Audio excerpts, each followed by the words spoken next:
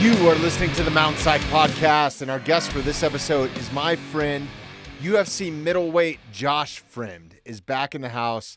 This was a great conversation. I always enjoy sitting down with Josh. He's new, up and coming, recently contracted to the UFC. He's got a fight coming up this weekend. If you're listening to this on the release day, you definitely want to check that out. I hope you enjoy our conversation.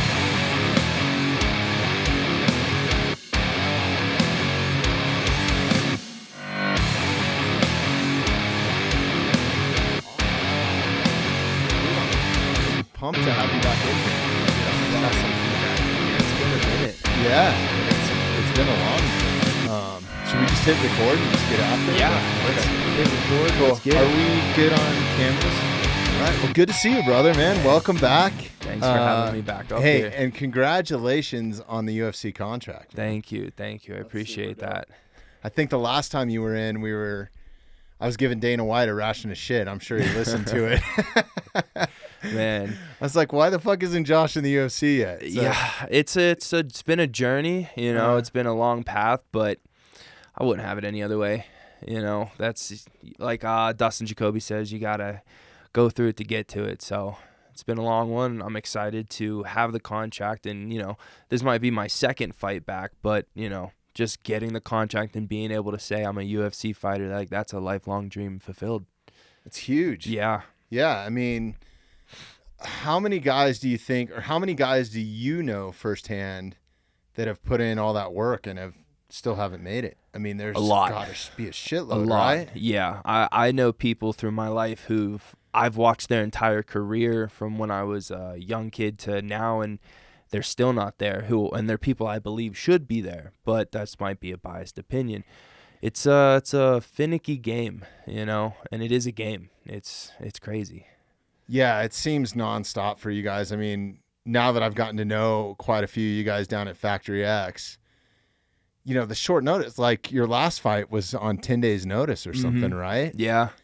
Yeah. And I mean, straight into the lion's mouth. Like, Hernandez is no joke. No, right? man, Yeah. he's a real one. That was a fun fight. I wish I had a little bit more time to prepare for it. Obviously, I was doing some things outside of the gym that, when you don't have a fight book, that's what you're doing. But it was fun, and I got lucky. Like, I got super lucky because it was in front of a crowd on a pay-per-view, and Brandon Royval, like, he went first 4 or 5 fights in the Apex. He didn't have a crowd, and he's the kind of guy that like deserves to be in front of a crowd. So Yeah. it was luck of the draw. I got to experience everything that night. Definitely unfortunate because I didn't get the result I wanted, but the experience was everything I always dreamed of. Yeah, no, I would imagine. I mean, going into that, I guess that was one of my questions for you. The difference between the LFA and the UFC, and I mean, you've only experienced it this one time, right? Mm-hmm. About to experience the second time. Yeah. How big of a difference was that, especially walking into the octagon and just the whole atmosphere, the weigh-ins, the whole experience? From a professional standpoint, obviously UFC, it's the number one promotion in the world.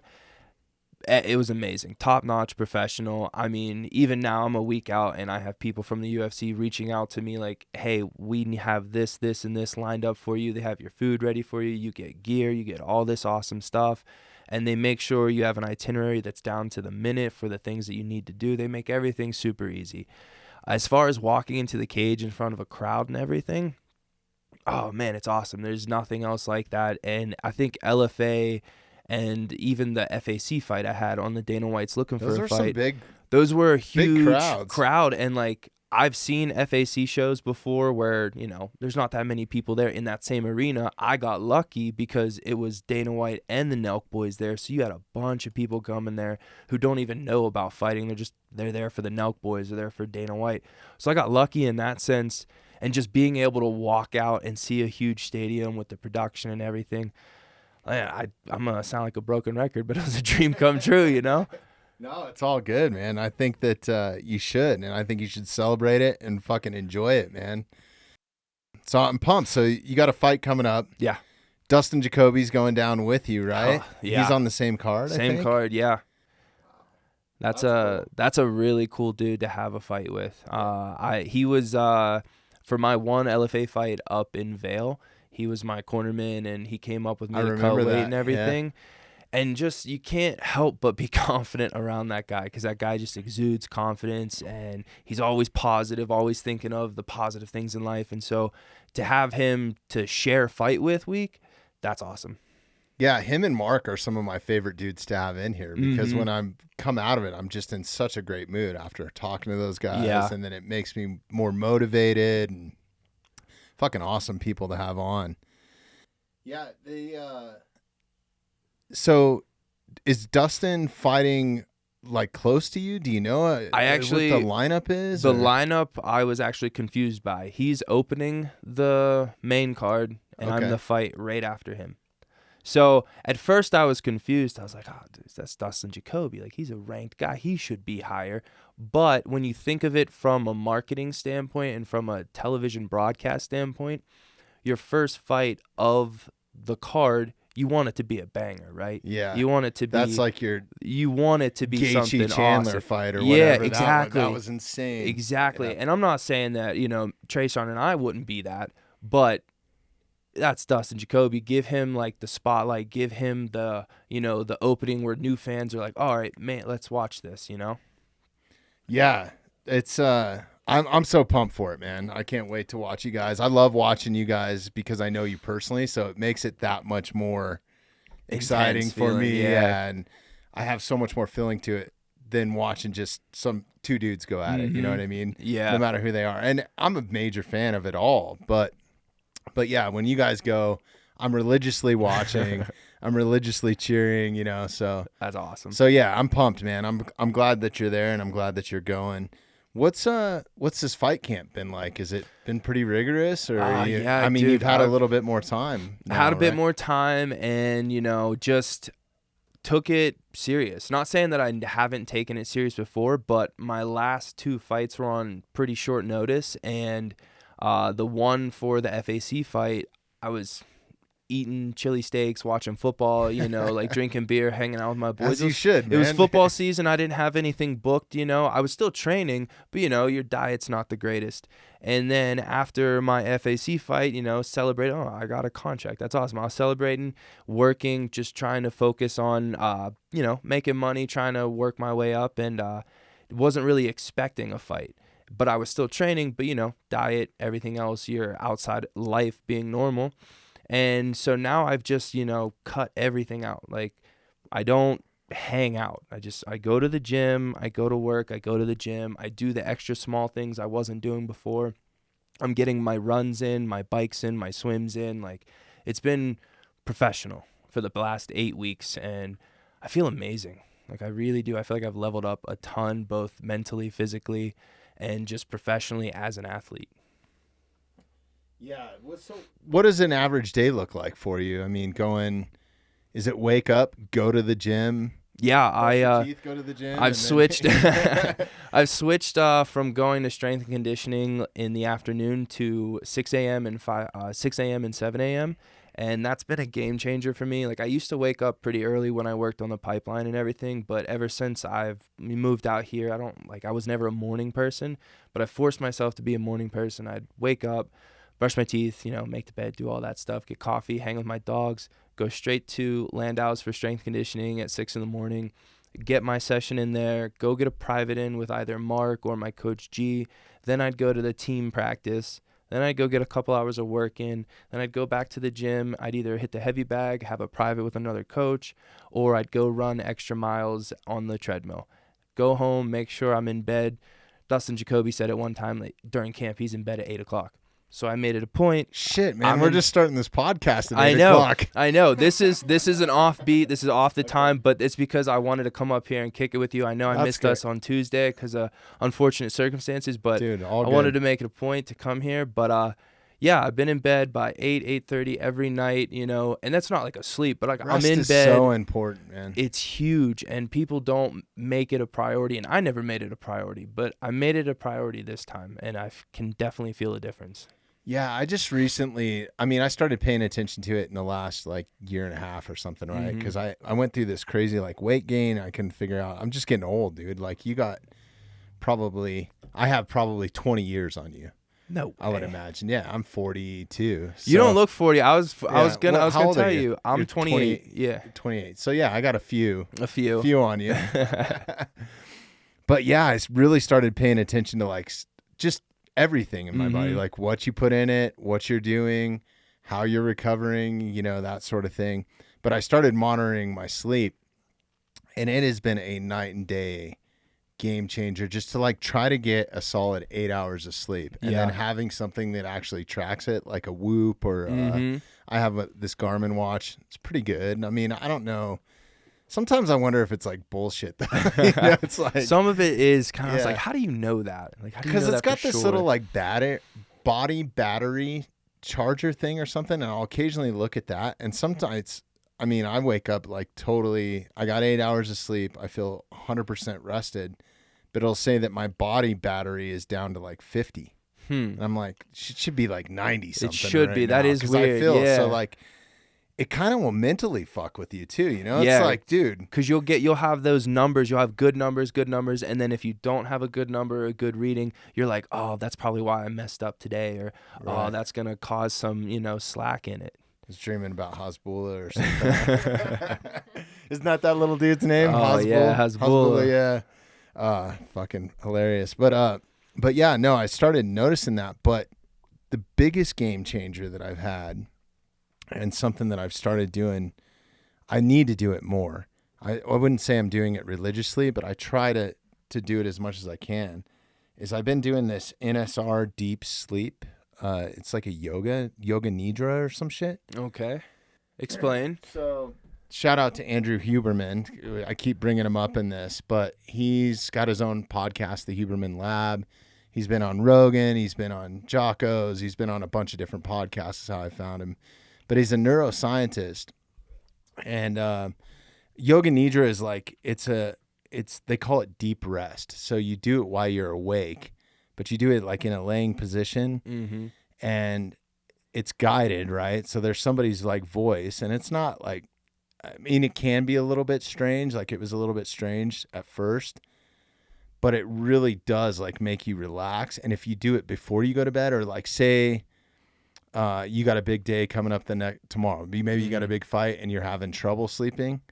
Like you throw this in your earbuds, lay down, do it, and it'll help you go to sleep. So I've been doing that before I go to bed. Okay. And I just crash out. Like, cause it makes you not think about the day-to-day stuff cause that's a big issue for me when I'm laying in bed. Yeah. Sitting there thinking about tomorrow. Cause I'm a pre-planner, right? Like the night before I'm planning the next day, that's kind of my jam. So, and especially if I got, a big guest coming in like yourself or something like that, it's like, I want to be on top of my game, all that sort of stuff. So I'll just lay there in bed and think about whatever, or maybe I'm not spending enough time with the kids or whatever that conversation is that's going on in my head.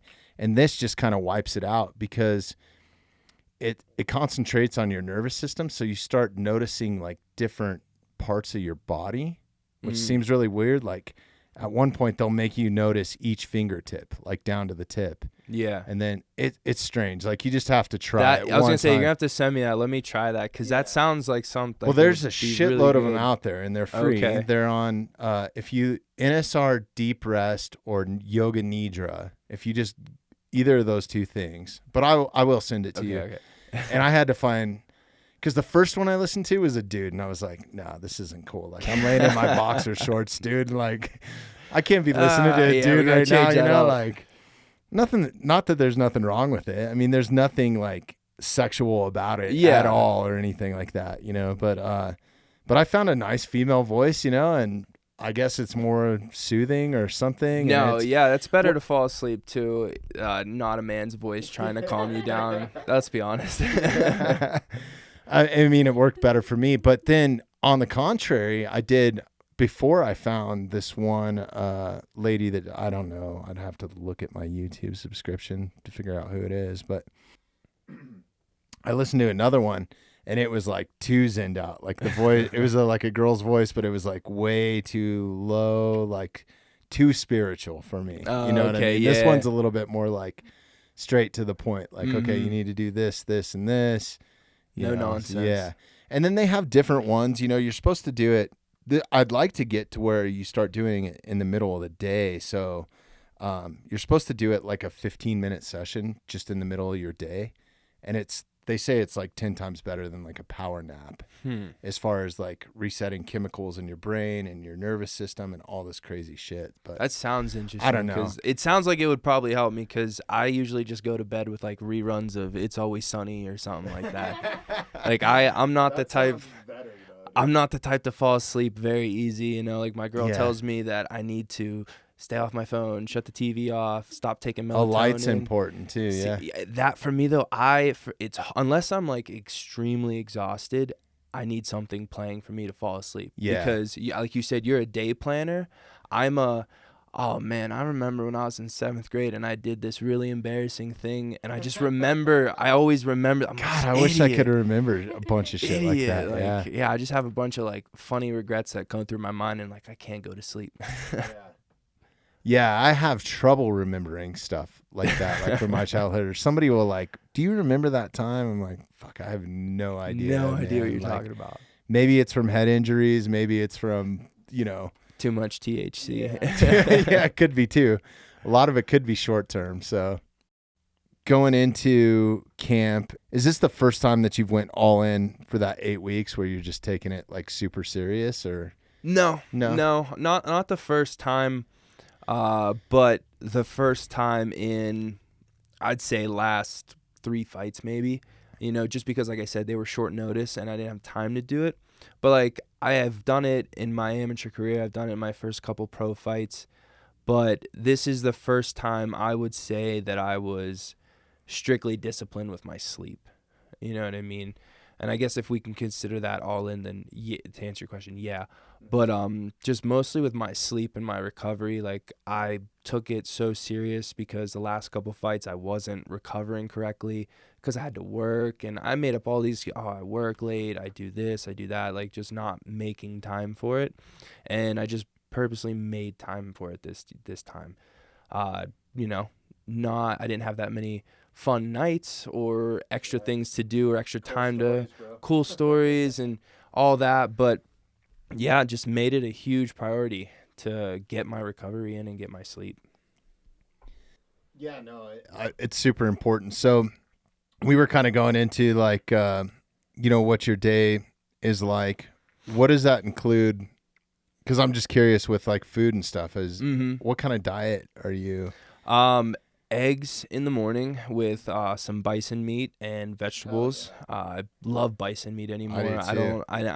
Sometimes I'll make myself some like 97% lean burgers, like real good healthy burgers. But the staple in my diet, and everyone laughs at me, but like it's steak, sweet potatoes, and Brussels sprouts. Like I probably eat that every single day, 2 times a day. That's like my go-to, and it's helped me tremendously just to stick with it every day. Yeah, it's kind of that paleolithic type diet almost, right? It's kind of what you're sticking to. Know what that word means, but I know that I like steak and sweet potatoes. Oh, yeah. No, I've been following a pretty crazy regimen on that as well. And yeah. It works good, man, especially for energy levels and that sort of thing. Yeah, pretty much steak and meat. Yeah, 90% of the diet. I've just had so much chicken in my life. I just don't really eat chicken that much anymore. Yeah. And salmon's good. Don't get me wrong. I love salmon. I love sushi. But there's just nothing better than a good steak. I agree. Have you had wild game before? Mm-mm. Okay. I mean, I guess you could consider bison almost like deer. I've eaten deer. Yeah. If you consider that, yeah. Yeah, no, it's pretty wild. I've been on I did pretty much a carnivore diet for about 90 days. And one of the doctors that I was working with, Sean Baker, had me kind of pay attention. Like, he's like, okay, eat ribeyes for 3 days straight and pay attention to your body, see how you feel and that sort of stuff. And then, only eat eggs for 3 days. And I found that like chicken, poultry, eggs, that stuff doesn't make me feel as good as like steak. Mm-hmm. But then wild game makes me feel even better than all that other stuff. So that is interesting. Did you like the carnivore diet? I know a couple people who have done it, but I've never tried it, I guess, per se. But did you feel anything? Dude, I'm a huge fan of it. Yeah. Now. I mean, I've dropped, God, I don't know. The last time you were in was probably a year ago or more, right? Mm-hmm. Dude, I was pushing like 300 pounds. I'm not gonna lie to you. I walked in here, I was like, damn, you look good. Dude. Yeah. You look thin. You look tall. Like, good, man. Oh, thank you. Yeah. Yeah. No, it hasn't been easy. But yeah, no, I was pushing like close to 300 pounds, and it was just like something I couldn't figure out. Mm-hmm. And I actually even called coach, and I was like, yo, I need to get in touch with like a nutritionist or something. Like, I'm just fucking tired of this shit, dude. So hey, you made that decision. Hell yeah. Yeah, and I couldn't figure it out. It was like each year I was just packing on. I was a pretty active guy, still going to jiu-jitsu every once in a while, you know, it's in the mountains, in the backcountry, bow hunting, hiking, you know, shooting 3D courses, going to the gym. That's what keeps my mental sanity, is going to lift weights like at least once a day or something, or going for a walk at least at the bare minimum, right? Like getting outside. So I was still pretty active, and I was eating pretty healthy. I mean, I wasn't eating like crazy, but yeah, I basically did an elimination diet. And honestly, what I think it is, which is straight carnivore. Like I was not even seasoning, no butter, no nothing, just straight meat, eggs, fish. But I think it was more, what I've narrowed it down to is probably preservatives, dude. Yeah, that's a huge one. That's fucking huge. That is huge. Kick that out, you get rid of a lot of inflammation as well. Yeah, no, my inflammation's gone way down, but I'm down to like 250 now.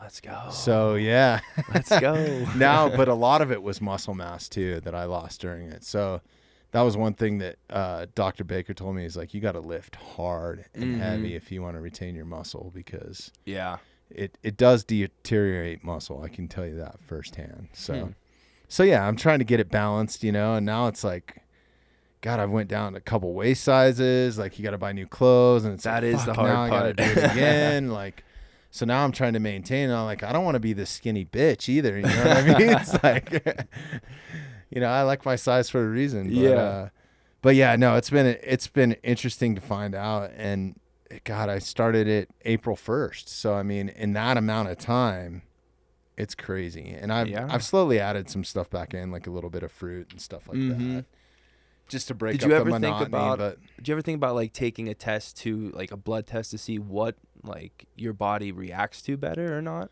I did. So I took Spectracell. Have you taken I heard one of that. those No, before? I want to take one of them, but I've heard of those. I wouldn't recommend it unless you're eating. It was perfect for my scenario. And shout out to Dr. Castro that helped me out with that. But I was eating the same thing every day for like a month. The same exact fucking thing, right? And I'm pretty much going to stick to that. It was so I would eat wild game one day, or I would eat wild game like 2 days in a row, and then I would go for like a fatty like ribeye or something like that, some sort of beef. So that was kind of my regiment, and I knew that I was going to kind of stick to that. But the Spectracell, if you're not taking it on a regular basis, and they're pretty expensive too, man. Yeah. Like, I think, God, I don't know. I got a deal on mine. Shout out to Dr. Castro again on that. But yeah, I think that they're in the tune of like $800 a test, right? And that's not including like the blood draw.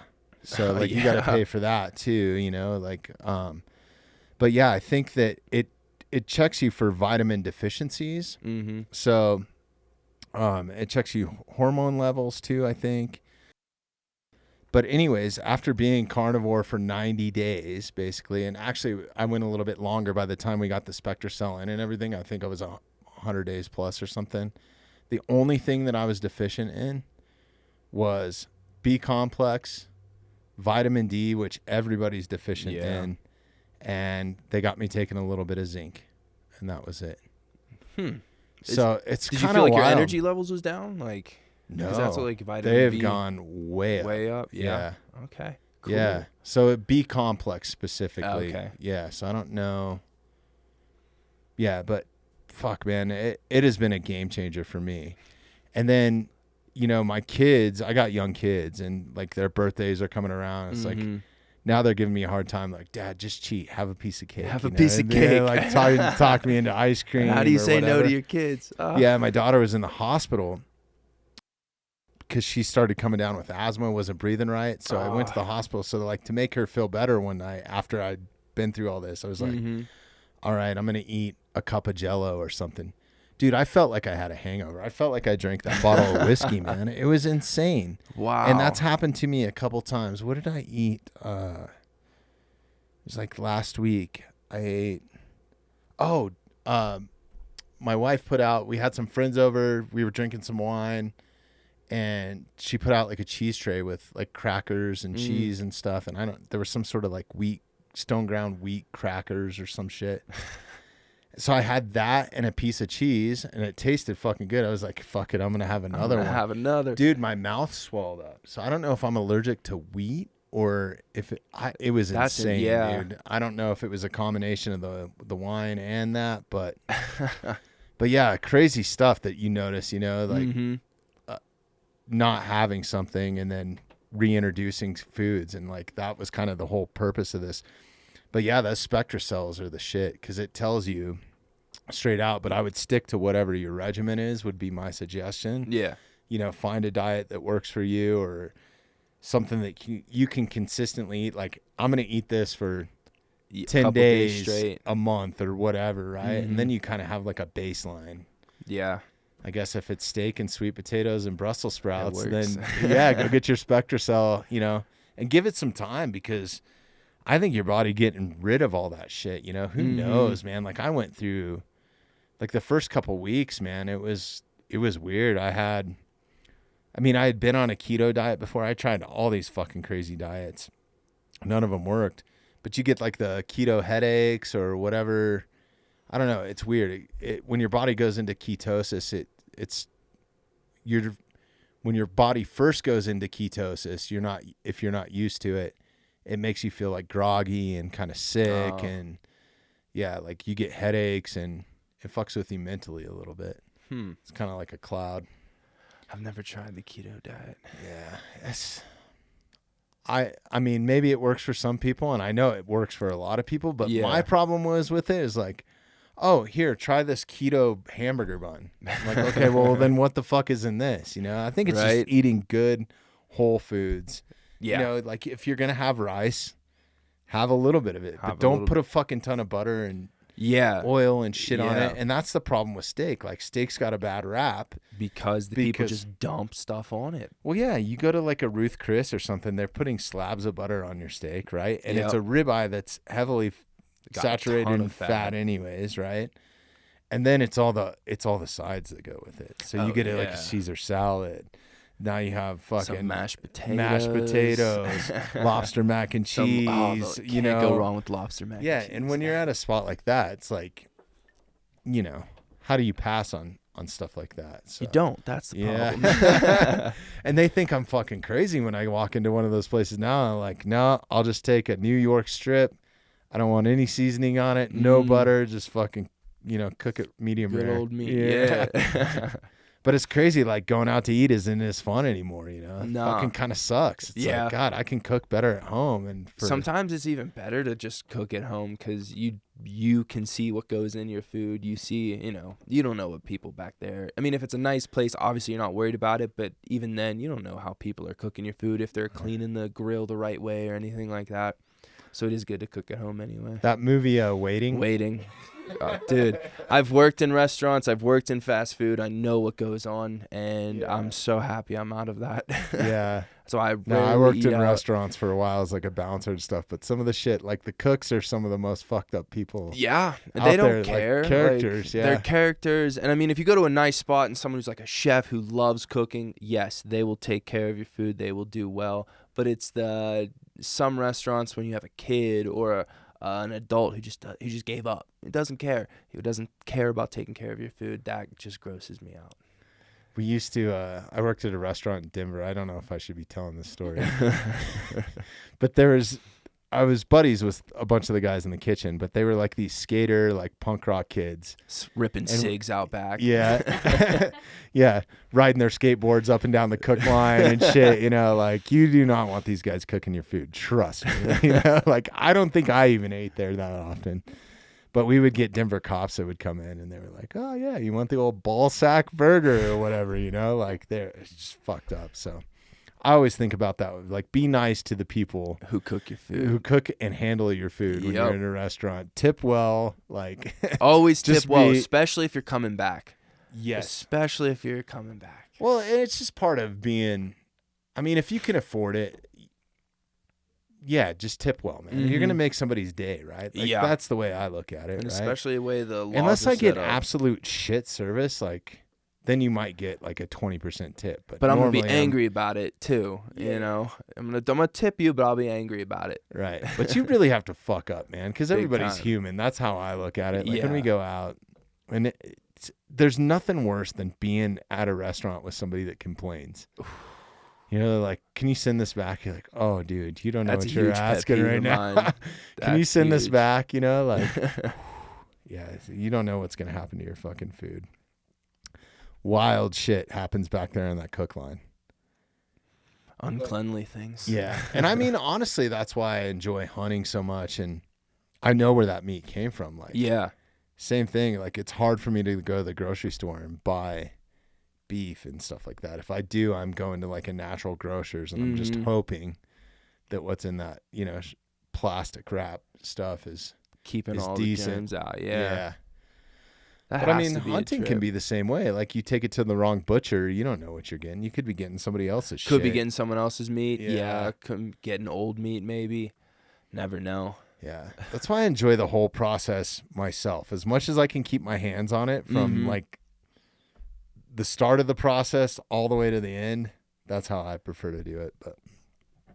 But yeah, you should definitely you should try some wild game and see it, because it's crazy how much that's made me feel. Like, I feel 10 times better, like, energy level wise. Yeah. Like, going to the gym, sustainability, and I don't know if it's just the nutrients that's in it or something like that. Could be the extra nutrients in it. I mean, do you eat liver at all? I do. Yeah? Yeah. Not on a regular basis. Like, I'm not on this full Liver King thing, but I'm also a firm believer in not wasting what I harvest. Yeah. So I do take a lot of the organ meat. Like, I take that back. I'll take the liver, the heart, the tongue, but that's pretty much about it. Pretty much, yeah. Like, the rest of the stuff is like the gallbladder and stuff like that. You don't that's want, interesting. yeah. I don't know, eat that. But I've had dudes in here. Like, we just did a podcast with Ryan. God, why am I drawing a blank tonight? It's past my bedtime too, Josh. Ryan McGuire. And he was telling me, like, he's an outdoor survivalist dude, and he was like telling me about eating lungs and stuff. I was like, I don't know if I could. What benefits how does that help? I just think it's a food source. Yeah, not wasting it, I guess. I mean, yeah, if you're surviving out there, you're gonna need to eat everything, I guess. Yeah, you might need to put down some lungs, but to me, like, those organ meats, like, heart is fucking delicious. That's one of my favorite things. Yeah. I've never had it. It's incredible, dude. I think the only thing I've ever had of that is, like, my uncle tricked me in eating cow tongue one time. Okay. And did you like it? I liked it. And then after he told me it, I was like, okay, all right, I did that. I don't think I'll voluntarily do that again. But even now, like, I'm leaning more towards wanting to eat liver, and I didn't know you could eat heart. That's interesting. Yeah. I'm not a huge fan of liver. No, I like wild game liver, but I don't like the liver and onions like the South. Like, the way that, like, you know, you go to a restaurant in the South and they'll be like, you want the liver and onions? You're like, no, I don't. I'm trying to feed you cornbread with it and shit. But no, I don't know. I prefer heart and tongue. Like, I worked on a bison ranch actually right up the road growing up, and we grew up super poor. And the guy was pretty cool that I worked for. He would send us home with bison meat. And one of the things he would send us home with was the tongue, because nobody wanted it. But I can't, dude, bison tongue is like some of the best meat I've ever had. Yeah. I'm gonna have to try that if you're giving it a good review. Yeah, I don't know where you'd find it. I mean, Like where would you'd have to go and get it one yourself. I don't know. What's or the go to do a you know the ranch. whole deal with the Liver King guy? Like what's his whole stick or anything like His that? whole shtick is that he eats liver and Right. steroids for breakfast, lunch, and dinner. But yeah, have you ever tried any bone marrow? Because I know that's a big thing with I have him. had Like, bone marrow. Is that but good? It It is doesn't good. look like it tastes good. But the bone marrow that I had was like at a restaurant. Oh, okay. And it's who knows, dude. They could have fucking, put a stick of Some butter butter on in it it, yeah. and then flame broiled it or whatever. But Because it kind of looks like oysters, and like I'm not a fan. Right. Last time I've had oysters, I had to like dump a bunch of hot sauce on it just to look like I belong at this Yeah. table. It just wasn't a good idea. man, oysters if you're in the right spot. Like I was in Boston this year and we went to the Bell in Hand and it's like one of the oldest bars or something. And you got to do some oysters there, because like the bartenders are good looking. They're like, hey, you want a rack of oysters or whatever? You're like, yeah, totally. Yeah, we'll do some oysters, But man, they were fucking delicious, dude, with the hot sauce and the lemon or whatever. But I'm not a big fan. Like I had like one or two, but I won't sit there and do like a whole tray of like I don't know. It's like eating boogers. Exactly. I tried them charbroiled one time just to see if I would change oysters them. Rockefeller. That didn't work for Really? me either. I was Yeah. like, nah, I'm gonna stick with the basics. Yeah. One of my best food experiences ever was in Italy. We were in Rome, and we were there on tour, and I can't remember who I was there with, but some band. And we had a few days off, so me and a couple of the crew guys, like our big thing was to go out and find like the local spots, right? Like stay out of the touristy traps, like go find a local restaurant, right? And this was an actual like family-owned restaurant. So now it put a whole new perspective when you see like family Italian restaurant. Yeah. There it is It's a because they don't want legit you to steal their fucking recipes, right? Like these people grow their own herbs and like make their own wine and like it's pretty wild. So it was like the dad was there. He was like the manager. The grandpa was in the back like cooking. It was like all these kids and cousins and stuff. Like so it was like a whole family experience. It was like, hey, meet my brother. That's really cool.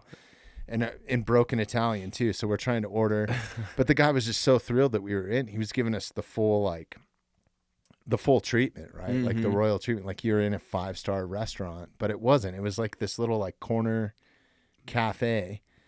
And he's like, do you want to try something amazing? We're like, yeah, we're just going to try whatever you recommend, right? Like, so he brought us mussels. I've seen those before. Yeah, I've had one or two. And then he brought us a white wine to pair with it. Oh, and I swear to God, dude, it was like we were eating Pop Rocks. Because you would like eat a mussel and then drink this white wine, and it felt like you had Pop Rocks in your mouth just from the taste buds like exploding or whatever they were doing, man.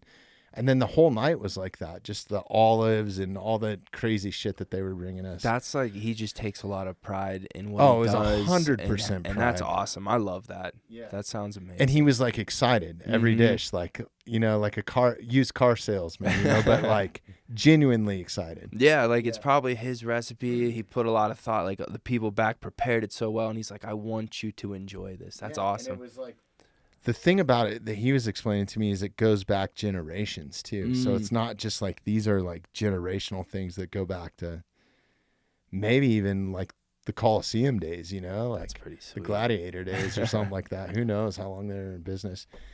And then we left the restaurant and went around the corner and had the best gelato you ever had in your life. And it was just like this little town square kind of in the hood in Rome, Mm-hmm.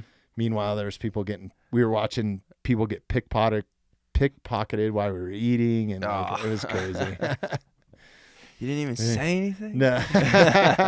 Blow up that man's spot. They're fucking crafty down there. We were walking down the street there, and there was this lady in front of us like carrying a baby, and she dropped it. It was a baby doll. But it was like a diversion to get pickpocketed or something. Yeah. So kind of wild. I would definitely I'd watch a baby drop. I'm like, oh, that's a fake baby. Like I would just think the lady's instantly crazy. we all went like like going to reach aid, for right? it. Yeah. So kind of wild, man.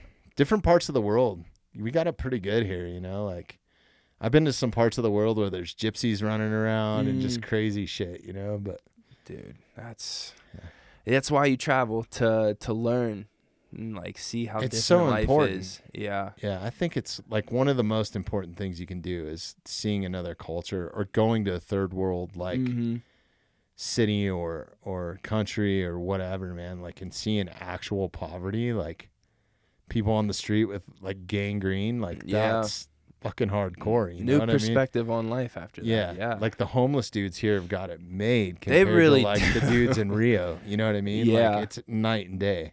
Big time. Like the homeless dudes there legitimately have like, not that these, I think that there's a lot of mental illness that comes with American homeless population. I mean, I don't think I've seen one that's like completely sane, right? That's the thing. What's your operational definition? Actually, of I sane? have seen them. They're backpackers, dude, and they're like camping. You know, like, well, that's the thing. Like a lot of people, I've watched a couple things on how, like with America, people have just broken, and they're like, I don't want to conform to this type of standard, so like they just live in tent towns or like they're backpacking through America, and they're just living like campers, like foresty people, and. I can appreciate that. I can appreciate that. Yeah, I mean, if that's how you want to live life, go ahead. Good job. But yeah, there's a different population from those to actual people who have mental illnesses or, you know, they're war vets or things like that. But I don't know. Some of them, when I see them have an iPhone and then ask me for money, I'm just like, come on, dude. Like, you have an iPhone. Go, like, DoorDash or something. Right. I was in Nashville. And there was a bunch of homeless dudes like gathered around this light pole, and they all had iPhones, and they had like a power strip, and they were all charging their phones and like that's hilarious on social media. You know, like I was like, what the fuck is going on? Right. Like, I don't know. It was strange. Like, how do you pay your bill? I guess you just do somehow, right? That's more that's important than having a house, I guess, at that point, right? It's a numbers game. It's just like sales. If you hold your sign out there and ask for money, someone will say yes. Yeah. Someone will drop a 20, someone will drop a 5. You never know. And then there's those fake people out there too, right? That are like panhandlers who actually make money from doing it. Yeah, and they're climbing in their Mercedes and like driving home at the end of the day. I wish I had that ability to just disassociate. But you think about that, like how much effort goes into that? I mean, there has to be. There's a lot of strategy into it for sure. Like that cannot be fun. Like to me, like there's nothing creative, right? Other than like writing whatever you're gonna say on that cardboard, right? To move people's emotions too. So they are technically a salesman. They're selling themselves, and you got to be witty or at least emotionally moving to get someone to give you their money. Right. Yeah, I don't know. But to me, it would just be frustrating as fuck because you probably have at least 50% of them are no's. It's got to be over half, right? Oh, I don't know. I would think. Anymore, I think people, I mean, I guess since it would all depend on Depends the on area. If you're holding a Ukraine flag or something, right? Like what part are you in of town? What demographic are you trying to reach? You know, there's a lot. Now that we're actually talking about it, there's a lot that could go into it. Yeah. And especially if you don't live in the area, around the area, you know no one knows you. It's a nameless, faceless person. We definitely have panhandlers or homeless people or something that commute up here to go like sit outside of a wealthy neighborhood, right? With a grocery store, and it's like there's always the dude down there with his sign. Yeah. Or a family, and sometimes they're like fighting over the space, like it's crazy. We're up here in the mountains, man. Yeah. They start clearing out about this time of year, though, because it starts getting a little cold. But that's the hard part when you see people out there with like their kids. Yeah. That gets me. Dogs, not so much. Like my girl is always like, "Oh, I'll take that dog." No, like that guy needs his dog, or like you need your dog, period. But when you have your kids out there, that's a little trying. Yeah, that is rough. And I've given them money just to hope that they actually need it and it's going to somewhere. It was crazy when a lot of people in other countries, like those third world countries that are genuinely like down and out, are missing a leg or an arm or have gangrene or like on the street. And I had a hard time like just passing those people by because you want to help them, But a lot of in those spots like that, especially like Rio, I had little kids like run up to me and just like demand money. Like we were sitting on the beach, like drinking a coconut, like on Copacabana Beach, and this little kid runs up to us and just like, rallies now, like violently, dude. And his mom's standing over there, like looking at him, like, oh man, so strange. And then it was weird when you hit stoplights there's entertainers. So you get entertained while you're at the stoplight. There's nobody like standing there with a sign. So some people make their living that way. They're like juggling fire and shit, dude. Like it's pretty entertaining, man. Like guys riding unicycles and all kinds of shit like that. But yeah, it's a different mindset there, I guess, when it comes to panhandling or something. It's a bit more aggressive. Yeah. Yeah. Or in Mexico, I can see that. Like selling the chiclets, that sort of thing. Like, but at least they're trying to like give you something. That's right? the thing. At least they're coming up with a service or a product. Right. If you're just over here asking for it, you're not putting any effort towards it. Yeah, that is the missing connection in America, because all the spots they're trying to get you a bracelet or a churro or a fucking, whatever. The one guy got me on 16th Street Mall when I first like came here to visit, like with my girlfriend when she came out for the military. I was like, she was doing her thing, so I was like, all right, I'm gonna go adventure on my own. And this guy on 16th Street just, I don't know what race he was, but like he handed me a bracelet, and I was like, oh, cool, thank you. And then I went to walk away, and he's like, no, like money, like give me money. And I was like, oh, I don't want the bracelet then. Like I don't have any money. Like what do you want? Right. But at least they're giving you something, they're not just asking it. Yeah, we were in the line going back into the U.S. a couple times. I used to go down there with Monster Energy every year, and we went. It was just these fucking crazy dudes. They were actually part of our like security detail. But we were coming back with all this crazy stuff, and there would be just all the shit that you can buy, like piñatas and like for miles, right? While you're waiting to get back into the U.S. It's just lined up forever. And then there's all these performers. Like we had them light the hood of the car on fire one time. It was awesome. Yeah. Have you been out of the country much? Have you been to the Middle East or anything like that? Yeah. Never left the country. That's a huge thing that I need to do. Yeah. I've seen a couple different states, but yeah, I haven't traveled a ton. It's crazy because that's all I wanted to do when I was younger. And I was so fortunate I got to do it the way that I did, and me getting paid and, traveling kind of in the lap of luxury, cruising around the world in a tour bus or on a plane or something like that. But now that I've seen it all, and like, I feel like I've seen it all and done it all, and I haven't been to every corner of the world, right? I'm sure there's still some amazing stuff, but it's like, I don't want to leave. I just want to stay in Colorado. Like, dude, you could turn it into that old hermit. That's how I feel since I moved here. I was like, I don't really want to leave and miss out on anything out here. Like, I go back home and I'll see family and everything, but I can't wait till I see the mountains. Like, as soon as I land or as soon as we cross over and we see the mountains in the like window of the plane, I'm like, yes, I'm back. Yeah. Like, it's just beautiful out here. Is all your family back? Still, you're from Pennsylvania, right? Yeah. The last time you were in, I think we talked about that Pittsburgh. pretty extensively. And like, I'll go back to see them. I have family in Florida that I'll go see sometimes, but mostly Pennsylvania. Yeah. So growing up in PA, where exactly were you at? So I grew up in Connellsville, which is that's right. We talked about that that's last south time. of Pittsburgh, and I went to college north of Pittsburgh, and then right after I graduated, I moved down in the city and lived down there for like 5 years. So did you move here specifically to train, or okay? Yeah, it was between here or Florida, and I've trained in Florida a couple times for my amateur career, and I loved it, and I was 100% going to go there. I have 2 friends from college who were down there, and I took a chance. My girl got a job at the Air Force out here, and I was like, I've never been to Colorado, and I had a buddy who was training out here, so I was like, let's give it a try.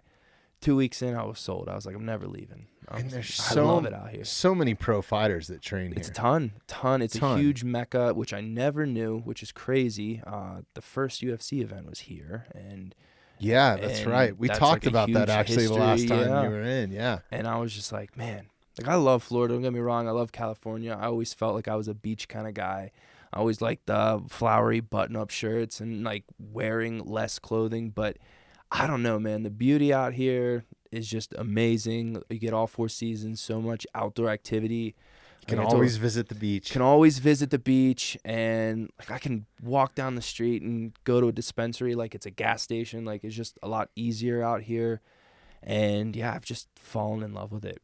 Yeah, no, it's a great spot, man. I think for your training regiment too, it's got to be good, right? Like training at altitude is huge, right? That's why a majority of those fighters are here. Yeah, not even just fighters, but like marathon runners, long distance runners, Olympians. Just there's a lot of people, long distance athletes, period, who come out here to train, and I love it. Like, even sometimes I'll drive up deep into the mountains and go train just because it's at a higher elevation than it is here. Because when I go down to sea level, I mean, it's not good for my wallet when I go home and I drink, because I'm like, oh, man, I'm drinking forever.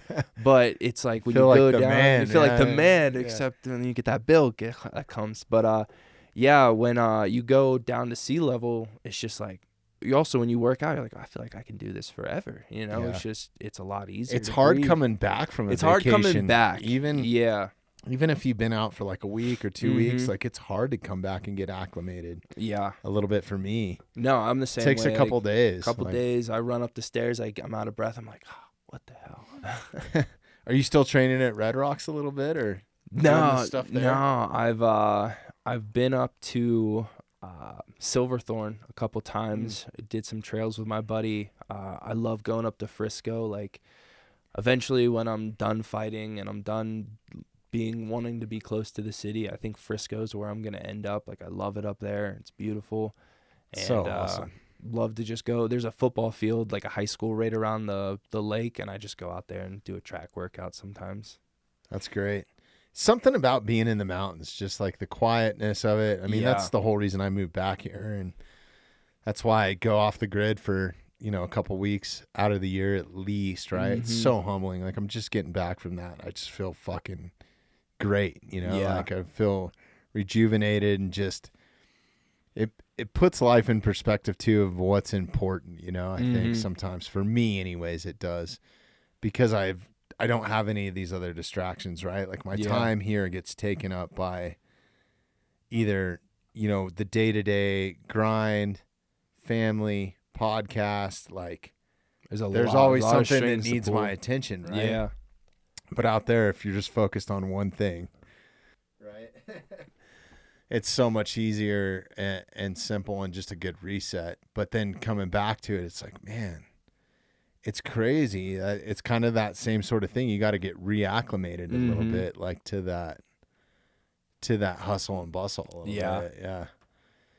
Because it's wild. Like, I came out of the backcountry this time, and I was there for 6 days, like pretty much no human interaction, dude. Like, just myself. That sounds awesome. It was rad. That sounds awesome. It was super rad. The team went on a trip in the backcountry. I missed it because I already had a wedding I had to go back to Pittsburgh for. Damn. But is that the one that Coach took everyone? Yeah, I was so mad that I had to miss it, and I was like, but I had to. How much shit did you catch because of that? A lot, but less shit than I would catch if I told my girls, like, oh, hey, I know I bought these tickets like 7 months ago, but I'm not going to your best friend from high school's wedding, so you're on your own. Yeah, I would have got a lot of shit for that. But yeah, it was one of my huge regrets. So I'm really, like, I told her, I was like, no matter what, next year when we go, I'm going, because I've never done it. Whose wedding? Yeah, like, I don't care if it's my brother's. He'll understand. Like, oh, you should totally do it. I've never done it, and it looked so fun. It looks like something that I totally would be about and love. And like, I was seeing all the pictures that the team came back with, and Jara, she made like a YouTube video, like a slideshow of all this stuff, and I was like, man, I have really bad FOMO right now. Like, I didn't touch or look at anything while I was back in Pittsburgh. I was like, I'm just not even going to think about it. Right. Yeah, it's such a good reset, man. For me, it's like, I don't even really care about hunting all that much. It's more about being out there Yeah. and being connected with something else other than an iPhone or whatever, right? And I still have that capability, right? Like I took some photos when I was out there, but it was really minimal. It was more like just like taking it in, enjoying it, like I saw a mountain lion, I saw a bear, heard a bunch of elk. I didn't see any elk close enough. Actually, I was in the elk quite a bit, but couldn't get it pulled off. But anyways, nonetheless, like coming back to it and like just even like the kids and the dogs running around and like stuff going around you, like that's a lot of stimulus. And that's only a few days, right? Mm-hmm. It's like, man, you're almost like kind of on edge, like shit, dude. Like, this is too much, Like, and you can see why people nowadays are just always on edge. It's a lot of external stimulus coming at you all the time. Like we had it so easy back then. Yeah. Survive. And on the contrary, I could see why people check out and are like, no, Yeah. I'm just going to go live in a cave or whatever. Like I could see that. That sounds What was awesome. that kid's name that died up in Alaska? From, do you know, Sarah? I don't know. Okay. They made a movie about him or something, right? It was like, I think Eddie Vedder was involved with it or something. Kid in Alaska who died. Great Google search. I'm deleting all of it. I can't remember what the movie was. But it a movie? Yeah, they made a movie about it. It's like a super wealthy kid, and then he buys a school bus and like ends up living out of it. I can't remember the actor's name. All right, here we go. Let's just see. Into the Wild. Into the Wild. There Hey, you go. Alaska live-in bus movie, guys. If you Google it. Way to go, Sarah. Can't believe you found that. Yeah, Into the Wild. Have you ever seen that? I don't think I have. This movie is kind of based around that premise. And what's the actor's name that's in it, Sarah? We looked at it. See the cast. It's a good film. That looks pretty I cool. liked it. Yeah. It's based on a true story. I guess that must be the actual dude that was there. But anyways, this kid grows up in this totally wealthy family. Directed by Sean Penn. It was, yeah. All right. William Hurt. Okay. After graduating. All right, let's see here. Oh, he hitchhikes. Okay, he hitchhikes. Yeah, into he the like wilderness. left California, hitchhiked, All and then right. he basically died of like starvation or cold or something. I can't remember. It's been a while. I'm probably gonna. So it was hardcore. It was brutal. I'm gonna probably watch this movie. When I Yeah. go Oh home. fuck! I just spoiled the whole damn movie too. But The journey. It's the journey all that we about the want to journey watch. and just like Exactly. him kind of checking out. But that's kind of what I was getting at. Like I don't know what made me think of that, but That's it was an pretty cool. older movie too. Sometimes I think about 2007. doing that all the time. Like I want to go get one of those Dub V vans and like just deck it out and take my dog and get out of here. That would be Do it. awesome. Done Yeah, it. it's I'll so do it awesome, again. man. Do it. Yes. And I mean, even if you don't, just getting out on foot. If you can stay the night out in a backpack, that's Well, what kind of dog is it? I got a Pitty and German Shepherd. Oh, you're good to go. Yeah. You're I'll good be to go. well. My German Shepherd would more be of a sacrifice. He's a little pansy, but my Pitty would protect me a little bit. It was wild. The last podcast that we did was with Chris Pully, and he's owns Complete Canine. It's like a dog training. He trains like police dogs and stuff. Oh, sweet. Yeah, super cool guy. Super on top of it. The podcast actually just came out today, but he was explaining that there's a whole like pet line of German Shepherds and like Malinois, and then there's working like breeds. Yeah. Yeah. So I could he's see like, that. depending on what you get, he's like, and you don't want to make the mistake and get like a working line dog Yeah. as your pet. He's like, it's much better to get like the pet line dog. So I'm guessing yours is the pet. Mine's definitely the pet line. Yeah. Yeah. And he's not like a super big one. He was the runt of the litter, so Oh, he's a baby. He's Yeah, a baby. yeah. He's gonna be small for a long time. That's- Yeah. And that balances out probably with the pit Yeah. a little bit Yeah. because the pit's probably like protective and a little bit more, and then Super this one protective. laid back. Yeah. Well, Laid back, I wouldn't say. I'd say my pitty's laid back unless Or your German Shepherd's laid back, opposed to the pit, who's a little bit more like a protective. little more protective and Yes, aggressive. yes, Yeah. yes. Yeah, for sure. Gotta have that balance, baby. That's awesome. I love my dog. But I'm actually going to take her down to Chris and get her trained for tracking because I thought it would be cool. That's a good like, idea, yeah. You know, she needs like a job. Like those sort of dogs, that breed, she's a blue healer. Oh, yeah. So like she likes to work. Super smart. She's always needs some sort of activity, like even when I'm at home or whatever, you know. So, which I found out that was more for her pleasure, not mine. But yeah, I'm gonna take her down to Chris and get her trained to track. So I was super pumped to have him in.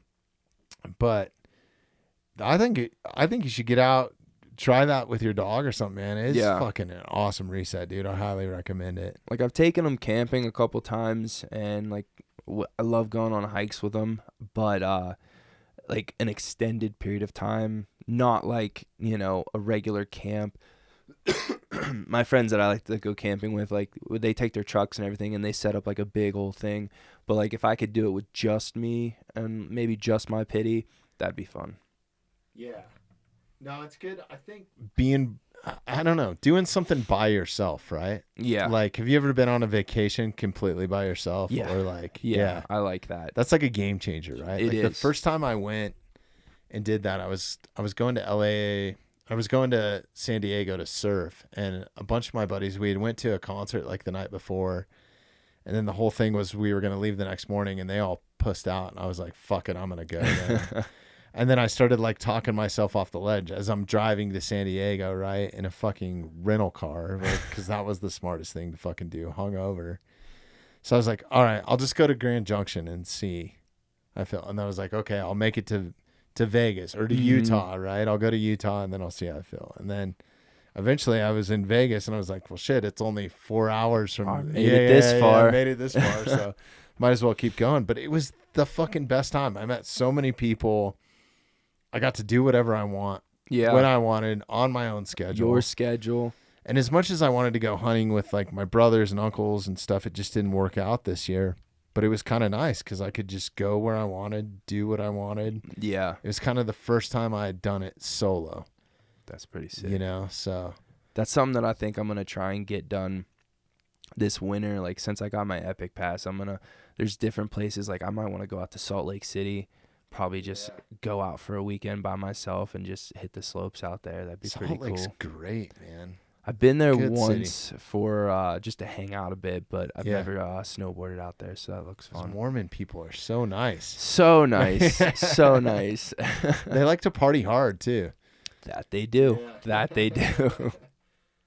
But, yeah, that's awesome. Have you ever been up to, like, northern Montana at all? Or? No. Oh, that's epic, too. That looks pretty check cool. That out. That's a pretty incredible country. Was it Yellowstone got me loving Montana? Yeah. Oh, the show. The show, yeah. Have you ever been to the park? No. Oh, dude, that's a bucket list, too. Like, yeah. I would suggest Grand Tetons. Like, go check I've heard that good out. things about that. Unbelievable. And it's not that far from here either. Mm-mm. Yeah, that's incredible. And then it's pretty much connected to Yellowstone. I think they're only like Not 10 too miles far apart. Like, so you can go do Grand Tetons and then go into Yellowstone, and it's fucking amazing, especially if you go the right time of year. Yeah. I'm going to have to I want to definitely write that off my bucket list. Northern California too, like Mammoth. Should put that on the list if you're California is just a huge dream of mine. I've been out there. I've been out to LA. I'm not huge on LA, but I marked it off because, like, you know, big Pac fan. So I'm like, let's go to LA. Let's go have fun. Yeah. My buddy, he's an EDM producer out in LA now. So, like, I'm going back. But Northern California is where I want to go visit, maybe board a little bit there. Southern California is just, it looks amazing. It's expensive. There's a lot of homeless people, and their taxes and everything out there are just crazy right now. And I hear that it's going to break off from America and just float away one day. So We've been hearing that for a long time. I'll believe it when I see it. I kind of hope it doesn't, man. That would suck. There's a fucking shitload of people, and there's some awesome, Yosemite's incredible. You got the Redwood National Forest, that's stuff right Redwood outside National of the Forest Bay, right? awesome. Like San Francisco Bay Area is beautiful. I mean, Sandy, LA, you can fucking have. When I lived there, I lived in Hermosa Beach, which wasn't too bad. So it's kind of got like that beach vibe type to it, right? And you're not that far from LAX, but it's like super wealthy, dude. Manhattan Beach, Redondo Beach, Palos Verdes is all right there. Beautiful spot. But the rest of LA, Hollywood, all that bullshit, you can fuck right off, dude. I don't want anything to do with that. But San Diego looks amazing. Shit. Dude. Yeah. It's incredible. But I like being around. For me, it's the military presence that's there is pretty epic. Like to go to Coronado Beach and like hang out. Like I was just down there this year. We went and recorded the 100th episode down there. Oh, sweet. And it was fucking awesome, man. I spent a day at Coronado just cruising the beach and went and did a little workout down there. And that hotel's amazing. I think it's the Hilton. You should pull up a picture of that, Sarah, so Josh can see it. The beach looks like they fucking sprinkled gold glitter all over it too, man. Which one that's is it? dope. It's clean, and it's all these like military families. Coronado Beach. Probably not spelling it right. Beach. There it is. Beach. Where is it? Yep. Oh, there we go. Yep. Okay. With it. But it's kind of like a Navy spot. Oh, Fucking that looks beautiful, sweet. dude. It's awesome. But I'm surprised there's not a Blackhawk in one of these photos. About every 15 minutes when I was there, you just have a Blackhawk just come over. Yeah. And there's like a bunch of operators in it normally or whatever. So the military presence is pretty awesome. But I'm curious. You said that you have a friend in EDM, and you're going up there over there for music. What's up with that? Yeah. So he originally is from Pittsburgh, like I am. We became friends in college, and he moved down to Austin, which I love Austin, Texas. That's where I went down and visited him one time, and Austin's a good city. that's what made me fall in love with, I would say, his type of EDM music because there's so many different types of it. And he moved out to LA I would say like a year ago. It's been a year now. And he's just getting huge in the EDM scene, and he's making all these friends, and he's living with Russians and just making really cool music, and it's pretty sweet. Like, I mean, if you're gonna live in LA and do music, let's do it. Like, go big or go home. go right? big. That's Yeah. exactly what I told him. I was like, if you're gonna do it, like, go do it. Don't That's awesome. half-ass it. You got a whole ass it. Yeah, exactly. Don't half-ass a bunch of little things. This whole ass, this whole thing. Right. That's cool. That's So you'll awesome. go down there and jam. Is he putting on shows? Yeah. After this fight, I'm gonna make it a point to go out on a W, Fuck yeah. because last time I went to Austin, it was on an L. So I'm gonna go visit him on a W, and he's gonna show me around the scene. We're gonna go to a couple shows, and he's gonna be doing a couple live shows. He has a couple songs that he's gonna release here soon, and he just released one for Halloween. You want to give him a shout out on here? Yeah, People more can check water. Everyone needs more water. So he has an awesome new mix out with the Michael Myers theme song. I'm sorry. Okay. He did a remix to that, and it's pretty dope. And Nice. so more water. Everyone check him out. Good for him. That's perfect in time for Halloween. That's It is. awesome. I love hearing But- artists coming up and people supporting. Yeah, he's been nothing but a great friend and supportive of me and my journey, and so I'm receptacle of that. I'm always gonna support him. He's always been cool. So for me. important, right? Yeah. Have friends like that. But also, speaking of being a good friend, don't waste your money and go see the new Halloween movie. Yeah. You're gonna waste your money. You think you're going to see a horror movie? What You're is actually it? seeing an indirect, funny, humorous movie because it's so cheesy. It's so bad. It's so They bad, laid the cheese man. on thick. My buddies and I, we went and watched it the other day, and took a couple vitamins beforehand, but just sitting there and watching it, like, we literally, like, LOL. People were like yelling at us. We're like, no, like, this is funny. You don't find this funny. It was actually comical. It's so cheesy, so bad. The remakes are so bad sometimes. Oh man, I don't name one remake that they've nailed. I can't think of one, honestly. couldn't tell you. I mean, I would want to be a total cornball and say something about Lord of the Rings, but that's a trilogy. That's so a it's like, trilogy, you yeah. can't really.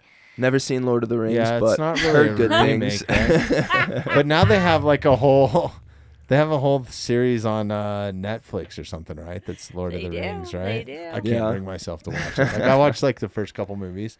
It was pretty badass. They had some good like battle scenes in it, Yeah. I think. Yeah, it was kind of They have I love medieval movies. Medieval like movies are pretty Braveheart or good. something like that. Yeah. It's so badass. Love Braveheart. Yeah. Have you ever seen House Party, like from back in the 90s? Like Kid and Play. Kid with and the- Play, yeah. They have they showed a preview for a new one, like Okay. House Party, based off of that premise, Uh-huh. and it has like a whole bunch of LeBron James and everything in it. And I was just Okay. the preview itself. I don't know, man. I don't know how you're gonna top Kid and Play, but I guess you're bringing to a new generation and you're trying to show it to a younger audience, but you can't. I guess some We sound old. comedies We you sound can- old now. Like Yeah. you can't beat the original. I heard that they're remaking. Have you ever seen Caddyshack? Yeah. Okay, Yeah. I heard that they're doing it's not a remake, but it's another like Caddyshack where like Chevy Chase and them like Mhm. own the club or whatever, Yeah. or they own the golf course, and now there's like these new punks that are coming in and stuff. So Mhm. I'm hoping it'll be like Seth Rogen or something like That'd that. be You know, it'd hilarious. fucking awesome. Yeah. Or somebody like that. Wolves of Wall Street vibe. Ooh, Top Gun. Did you like the Top Gun remake? First of all, I mean, the first Top Gun was, as a kid, was epic, right? But the whole gay volleyball scene, like, kind of. Man. And that's just what it got dubbed as. Like, by the time I was like 16 or whatever, Yeah. you know what I mean? It was like, oh, you mean the gay volleyball movie? You know? But I had to go to the theater and watch the second one. I had Yeah. to, right? And I was a little disappointed, to be honest with you. Like, the flying and stuff was super fucking That was pretty cool. Yeah. The flying was cool, but the storyline was, it was a little. I mean, we got to be honest. It's The not, first one, the storyline was kind of like, yeah, I mean, as a kid and everything, watching it, like, oh my God, this is so cool. But then, like, because I had to rewatch it before I went and saw the new one just to Right. refresh my memory. And I was like, I really liked this, didn't I? This is cornball. This is cheese. No, I was more of a. Have you ever seen First Blood? Yeah. Yeah. That's Love fucking that. great 80s movie. Yes. Still to this day, you can watch that, and that's Mhm. good.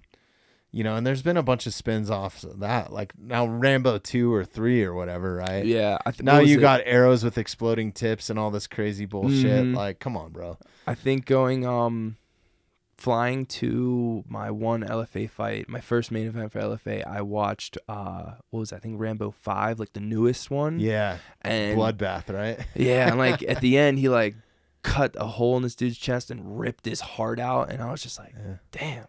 All right. That worked for that movie. Right. Yeah, those old Schwarzenegger movies, like, was it? There was Conan, but Mhm. there was another one that started with this C. I'm fucking trying to remember. Commando or some shit like that. Like, Yeah, I think I know what Yeah. you're talking about. Was Yeah. it Commando or something? I can't remember. All those 80s movies were so good. Cobra, all that sort of stuff when you were a kid. But you go back and watch them now.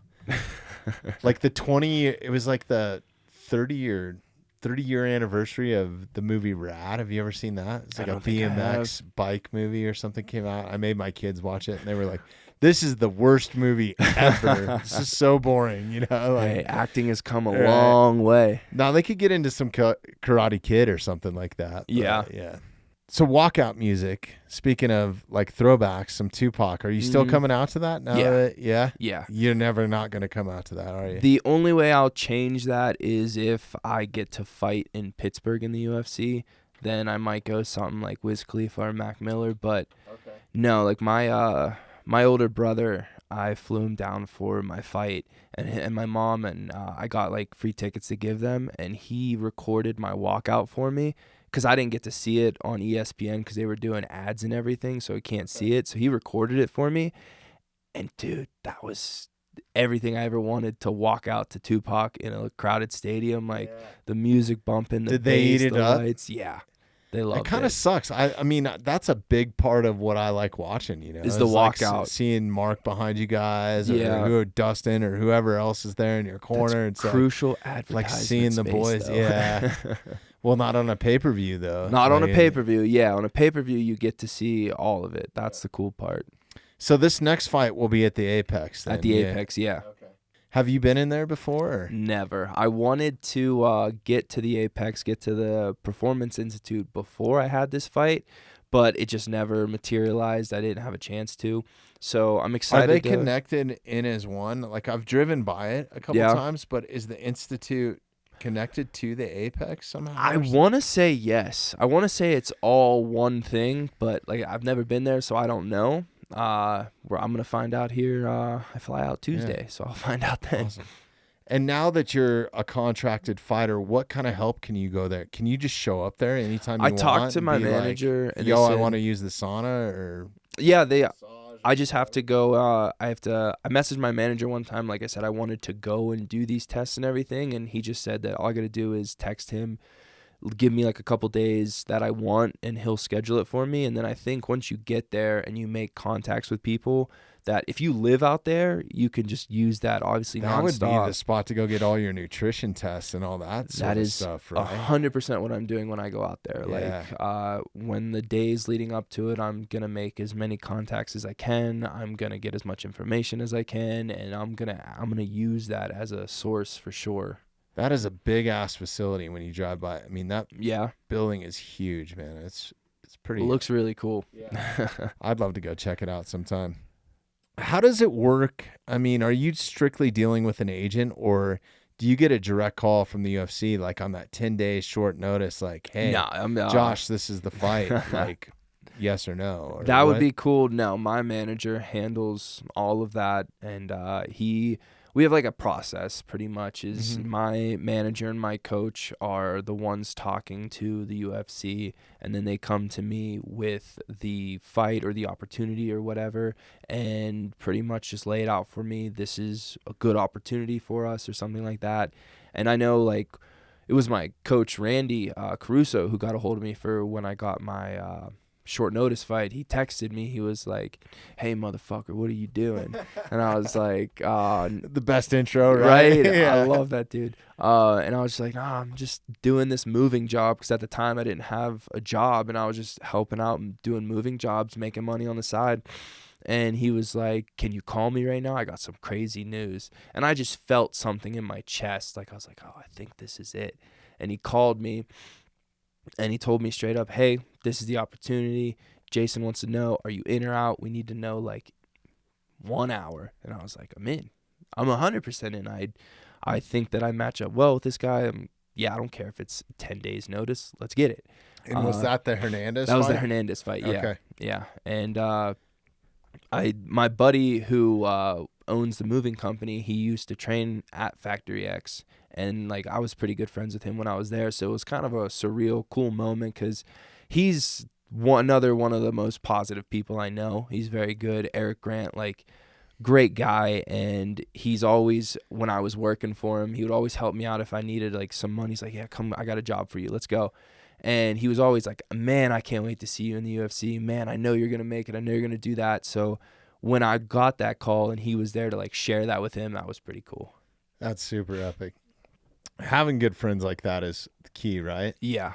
Yeah. And that's kind of how I feel about that whole Factory X vibe down there, you know? Like Mark's fucking awesome. He's been awesome since day one, since I met him. I mean, we have the challenge coin sitting there. And I saw that. I was like, yeah, buddy. So it's pretty cool. I feel honored whenever I get one of those, especially from somebody like Mark, you know? It means something. It does, yeah. It definitely does. So this fight coming up, what was now that you had a little bit more notice, did you know exactly who it was, or did they give you just a date, or like what the matchup was, and then how do you guys start? Funny thing about this one is I actually got offered this fight 2 days after my Anthony Hernandez fight. Really? Yeah. Well, maybe not 2 days, but I remember it was a couple days because my girl and I, we went to Disney after my fight because we were down in Florida. We're like, Because that was back in April? April 9th, Okay. yeah. And I think I was back home like April 12th or something.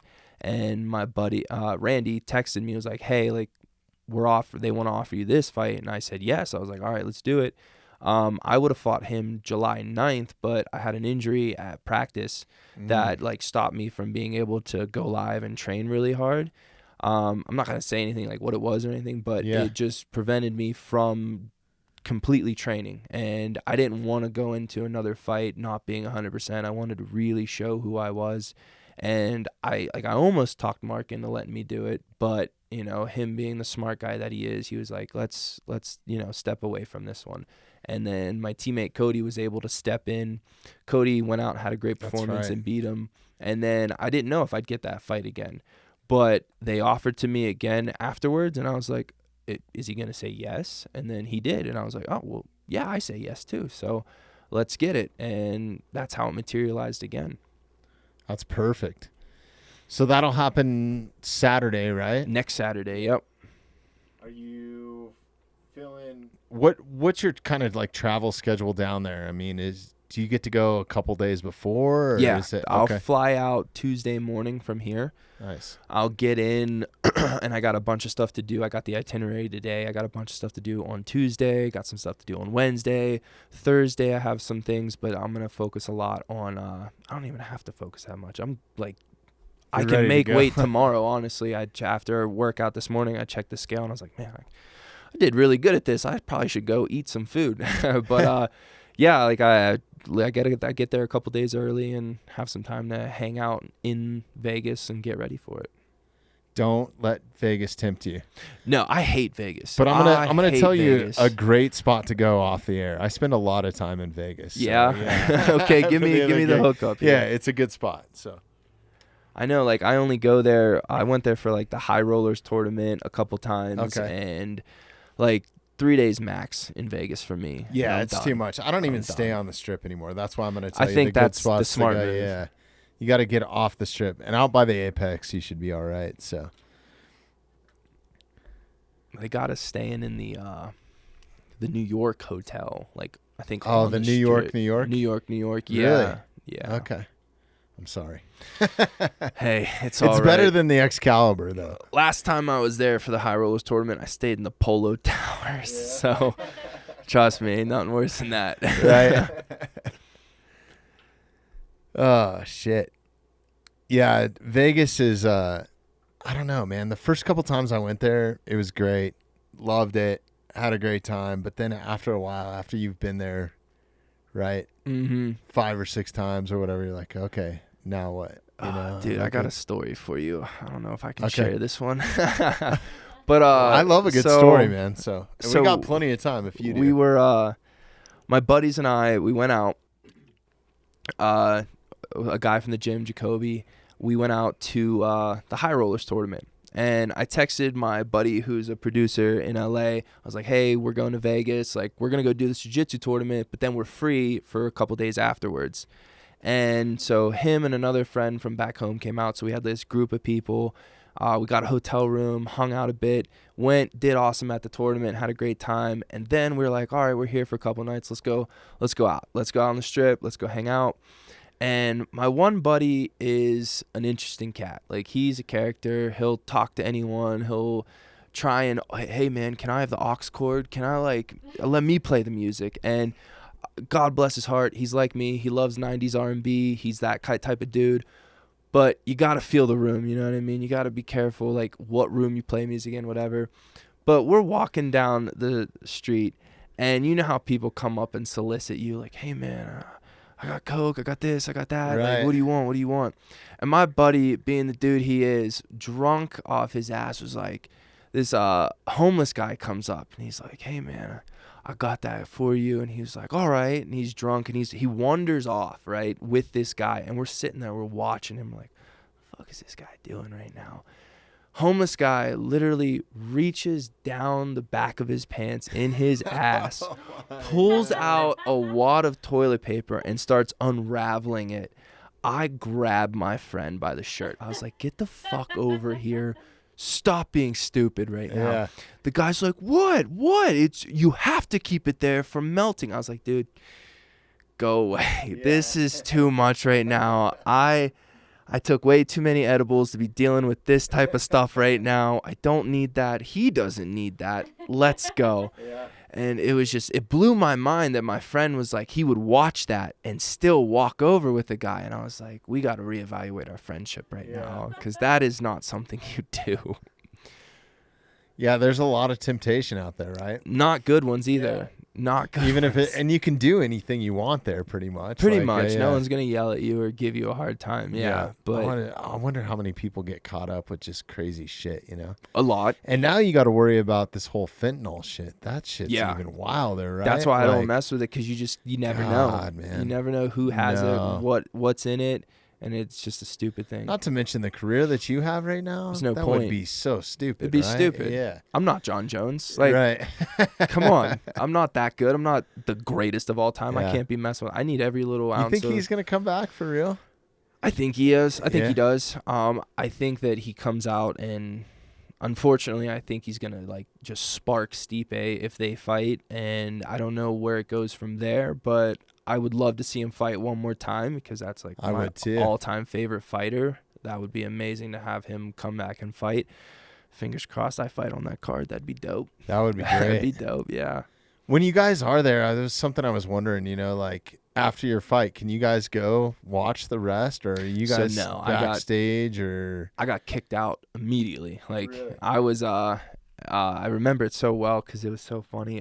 After the fight, they did a little announcement. I walk out, they take me to the backstage. I go see the doctor real quick, and then some lady's badgering me like, hey, you got to give me a piece of your fight kit. We got to take it. Like, now. And they're trying to push me out the door while she's yelling at me. And what did she want? I'm sorry. Oh, so like with our fight kit, like our gloves, our shirt, our jersey, our shorts, and everything. And she wanted something for herself personally? No. It's for the UFC. You have to, in your contract, you have to give one piece away to go for auction online. Gotcha. And I am being a rookie, not knowing it, being mad at myself for not performing. Like, and here's not the jock strap. I was like, she was taking my gloves off, and I was like, just take the gloves, because she was in my ear, and I was like, Harley, just take my gloves, I don't care. And my coach was like, are you sure? And I was like, yeah, just take the fucking gloves, I don't care. And then right when I got back to the hotel, I was like, should have gave my jersey or something else, because my coach was like, I would have given you mine or whatnot. So this time I'm keeping my gloves. But yeah, like they just rush you out of it because of COVID. So what do they do with it? Do they? Well, it's up on the UFC auction. Is it for a All charity Olivians can go look something? at it. $399. You can get my signed gloves. Oh, they're still there? They're still there. I'm tempted. I was tempted to buy them one day. You should just fucking buy them back, dude. I was thinking about it. I was really thinking about it, but $450, with the shipping and everything. I was like, I could probably spend money on something else that I like. Well, shit. I think you should get them, dude. Did we lose a camera, Sarah? Yeah. Is it? Okay. We can just keep rolling. Yeah, it'll be all right. Josh, you want to wrap this up here pretty quick, man, or you want to keep going? Up to you. I got a couple more minutes if you want. Yeah, let's get you out of here kind of early, dude. I don't want to keep you too long, and I really appreciate you coming up.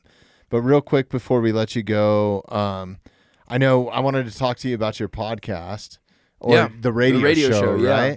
Are you still doing that with Jordan? Yeah. That's still full on. That was a really cool thing that Jordan did for me. He Ron Kruk, the handsome ever Ron Kruk, got real busy. He's wanted in many places.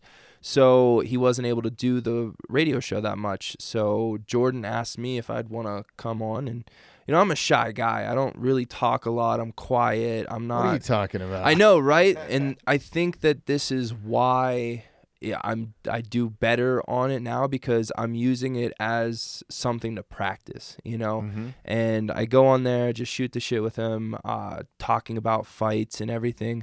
It's a little harder because I can't cuss on the radio, And then you guys need that bleep button or something. we do have it. Sometimes we Yeah. have to use it, but I keep forgetting here. I'm like, I can cuss. Like I can actually talk like how I talk outside. And but it's been fun. It's been fun. I get to practice on the mic. I get to just practice speaking and being just smarter with my words. And, you know, if you can't cuss, that's a huge disadvantage in your vocabulary, so you have to fill it with other things. Getting comfortable on camera is something that I had to do, and it's been a cool opportunity, you know? Yeah, this podcast has been great for me, right? Yeah. Like learning how to communicate. Like if you go back and listen to the first one, it was so bad.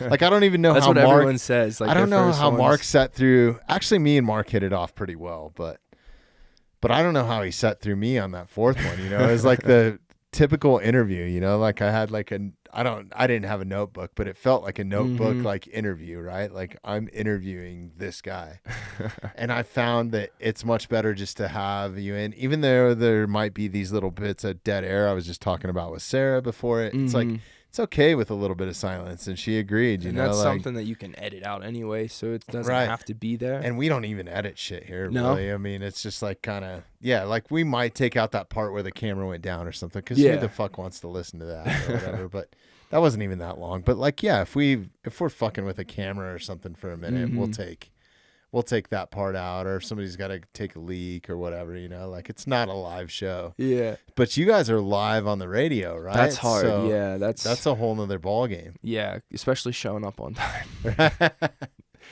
Yeah. So what? Where can people catch that? Can you catch it from a streaming platform as well, or? So you can stream it from Mile High Sports every Wednesday from 6 to 7. On Twitter, it's also streamed live, and you can go back and watch the episode. Kurtzy does a very good job at editing and having us a YouTube page and everything, like Instagram and all that. I pretty much just consider myself the knuckle dragger that goes there and talks about fighting and says some dumb stuff here and there. Kurtzy's the guy with all the knowledge, all the intellect and everything. That guy is on point when it comes to that He's stuff. so on point with that. And he an loves it. Like you can hear the passion. Yeah. When he speaks about something or knows about something, man, he is just all over it. Yeah. I love that guy. It's crazy how I love seeing people in their element. You know what I mean? Right. Like my thing is fighting, I guess. So like that's mine. But like if I go somewhere else, like even here with you and your podcast, like seeing how comfortable and everything you are here, like that's really cool to see people in their element, you know? I agree. Him talking, just period talking. Like there's days where I don't say a word. Like I can go through a whole day, I don't say a word. My girl gets mad at me. She's like, is there something wrong with you? I was like, no, I don't want to talk. Like that's how I am. And Kurtzy, he'll talk your ear off if you let him. Like sometimes I have to like walk away and shut the door, and he's still talking. Like Yeah, he can go forever. Typically, like the couple times that we've had him on, we've done 2-hour plus podcasts, and then we're here for like 2 or 3 hours after. Still We might as well just chit-chatting. fucking kept Just recording. kept recording, dude. yeah. We could have had 4 episodes, you know, in that time. But I love hanging out with the dude. He's a fucking great guy. And he's been great for us too here at the podcast. You know, like he's on point, man. He is. He does not mess around. So what's next for you? You got any other stuff outside the UFC or training? I mean, I know that you're really trying to focus on that right now, but Yeah, dude, I've thought about it actually the other day. There is nothing else. There's no plan B right now. you're early in your career, I'm so that's how it should be, honestly. early in my UFC career for sure. Yes. And there's a lot of things outside of the UFC, outside of fighting, that I need to get on. Like people have been hounding me for merchandise and a YouTube channel and doing more with my social media. And it's just something that It's so hard, man. I don't feel like I deserve it yet. You know, like if I would have won my first UFC fight, then maybe I'd feel like, all right, yeah, I need to get on this. But winning is the most important thing. And until I win, like I'm in the UFC, but I don't consider myself a UFC fighter, if that makes sense, because I haven't won yet. And until I get that W, then that's when I'm going to consider myself a UFC fighter, because making it, yeah, that was the goal. That was cool, but that wasn't the only goal. The other goal is to win in the UFC, because until that, I'm not technically a UFC fighter. I see people go 0-2, 0-3, get kicked out in like yeah, you can say you're a UFC vet, and to the naked eye and to regular people, oh, that guy was in the UFC, cool. But I want the real ones to know who I am, not just the casual fan. Like, I want Dustin Jacoby to look at me and be like, all right, that's a UFC fighter. Not like, oh, all right, that guy was in the UFC and then he was out. Just you need acceptance from your peers. I want acceptance at the table. Yeah. Yeah. For sure. No, that makes total sense, man. I think you're on the right track, too. And you got to have that mentality to make it happen, right? Yeah, because just being a part of something is cool, but you really want to be ingrained and accepted by your peers, like how you said. I would just suggest, like, even though you're not ready for it right now, maybe just document as much as you can. Get as much documentation of your training, all that sort of shit. Because you never know where you're going to use it. I mean, that is true. Some point, like, I really regret all the cool shit that I've done because I never wanted to be the guy to, like, hey, let's get a photo together, or let's, like, I've never asked all the famous people that I've been around and all the experiences and stuff. And it's probably a good thing that phones didn't have cameras on them and shit back in the Stone Age, because I might be in prison.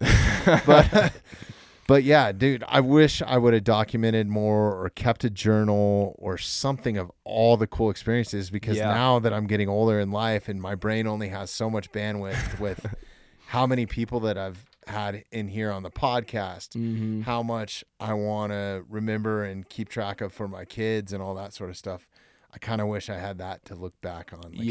Like a daily journal is pretty cool if you can actually, like, take the time. Take the time, put it down. It sounds stupid, but I mean, yeah, like, that's especially when you're in the highlight of your career doing what you want to do, So. Yeah. And I do think that documenting a lot would be helpful. It's just like, it's for me, like, it's hard to be like, hey, do you want to come hang out with me? Do you want to, like, record me and what I'm doing daily? Right. And, like, then, like, Curtsy has been super cool about, like, helping me out be more outgoing with that type of stuff. And, like, I do my best as in, like, reciprocating it and financially helping him out, because, we both have actual jobs. And even though I hate saying it and, like, admitting it, but, like, I'm in the top promotion in the world, I still got to work a day job because I don't get paid unless I fight and unless I win. It's so backwards. It's ass backwards, but like, I'm 28. The UFC is only 28 years old. And when you think about it, the MLB, NFL, NBA, they're all like hundreds of years old. Yeah, that's a great point. So they've went through all this, what we're going through now. They went with before having a union, before having anything. So what we consider the wild, wild west days of, like, Matt Hughes and the Iceman Chuck Liddell, like, that's caveman time. Right now, we're kind of like in the industrial period, if you will, trying to work out the kinks. It's growing so much. It's growing a lot, but I don't think that we're going to see fighters like myself who just get in, they're not going to be making livable money until either I'm 80 or dead, because we still have a long way to go with this sport. We have a long way to go with creating a union, with doing other things with healthcare. Like, I don't have healthcare technically until fight week, and then if I get hurt during fight week, then I get help. Yeah. So right now was it Medicaid or something like that? So, like, that's how that works. So we have a long way to go. Yeah. That's wild. It's a lot of things that people don't know outside of it. And I'm not saying that, like, I'm not saying anything about fighter pay, nothing negative, because I do believe that you have to win and you have to earn it for sure. It's just, and that's kind of martial arts in general, it shouldn't be. I mean, to make the sport, don't you think this, for this argument, to make the sport the absolute best that it could be, wouldn't you want all of your contracted fighters to be devoting 100% of their time to training, to hopefully making good decisions? Yeah. Health wise, I think that's why they have the performance center, right? But dude, you know how many people in America get hurt on the job? Yeah. Especially if you're moving furniture or something. Who knows, dude? You could throw out your back. I mean, you could do that just as easily getting up from a couch, bow hunting or snowboarding or riding. But that's, we had Derek Wolf in a couple weeks, and shout out to Coach for setting that up too. That's pretty dope. And me and Derek hit it off right away. He's become a friend now, a fucking awesome guy. But we kind of talked about that, like he couldn't do certain things playing in the NFL. Like he couldn't go out and like bow hunt. He couldn't go out and do all the stuff because that took so much time and And I mean, if you're effort, and if you got hurt, it's a career ender, right? Yeah, and a lot of NFL and NBA players have that in their contract. Like, you're not allowed to go do that. Really? Because of how much money you're making. Like, I don't know if you remember when Ben Roethlisberger wrecked his motorcycle. Like, that was a huge game changer in his career. Like, he didn't even look the same afterwards. He still played great. Like, we won a Super Bowl and everything. But it's just, there's a lot of things that when you're getting paid that type of money, like, your manager doesn't want you. They to own you, basically. It's just like they that. can tell you what you can do in your downtime and stuff. But paying me a couple $1 million, I won't go snowboarding. Sure. Right. Yeah. And to pursue your passion, right? Because like to play at that level or to be at the level that you're at, or even the amateur level, especially in mixed martial arts or combat sports, you have to have some sort of passion for it. Yeah. It's not You can't be like, I'm going to go punch the clock now. It's like. Because as soon as it turns into punching the clock, you need to be You're done. going to get lights out. Yeah. Because it's just, and that's how, like, I've talked to myself about it. I was like, the exact day that I don't feel the way that I feel when I go to the gym or when I think about competing, not even just fighting, just competing itself, I need to be done. Because like, we're talking about like not making enough money technically being a professional athlete, but being a professional athlete in this type of sport where you can get seriously hurt. It's not like I'm out there playing baseball where I might hurt my elbow or something like that. Or like with football as well, like you're getting brain damage. Like you're taking years off of your life. So fucking fast. And so big, so fast. I'm so glad I got out of football because that is crazy. You think about it, almost 270-pound middle linebacker who runs a 4.445 coming at you full speed and you're a receiver. Like, I understand why the rules are changing now because did you see Tai Tuivasa, I can't even pronounce it. The Miami Dolphins. Tuivasa? Is it Tui? Tuiglavoa. I can't say. Yeah, okay. The Miami Dolphins quarterback who had a concussion a couple weeks ago got slammed on the ground and like started like making weird motions with his hands. Like, I did see that a couple weeks ago. A guy from the Saints got just tackled and his head whiplashed off the ground, and like I see people get knocked out all the time, but in football it's different because you're not used to seeing it, so when it does happen it's scary. Like, yeah, those guys should make a couple $1 million because for your entertainment they are destroying themselves. Oh yeah, I mean, but the same argument goes to what you guys are doing too as professional fighters. Yeah, 100%. Every time that you guys step into that octagon, man, there is a serious risk factor. Yeah, that you might not walk out of there. I believe that, like, not completely like mentally, but also physically. Like, I leave every fight knowing that there's a piece of me that I won't get back. Like, thankfully, I haven't got hurt like crazy. I've only been knocked out. It was a flash knockout once in my career, and thankfully I didn't take any damage after that. But I know every time I get hit, like, all right, that's something I'm going to have to deal with later because, like, I'm not stupid. I went to school. I've read a lot of stuff on, like, mental health afterwards and brain damage, and you're not the same. So, yeah, I do think eventually, like, fighters will get paid. It just won't be in my time. Yeah, that's unfortunate, man. I wish that there was something. I mean, at least you would think that it would be a big enough salary, like a league minimum, like the NFL has that, right? Yeah.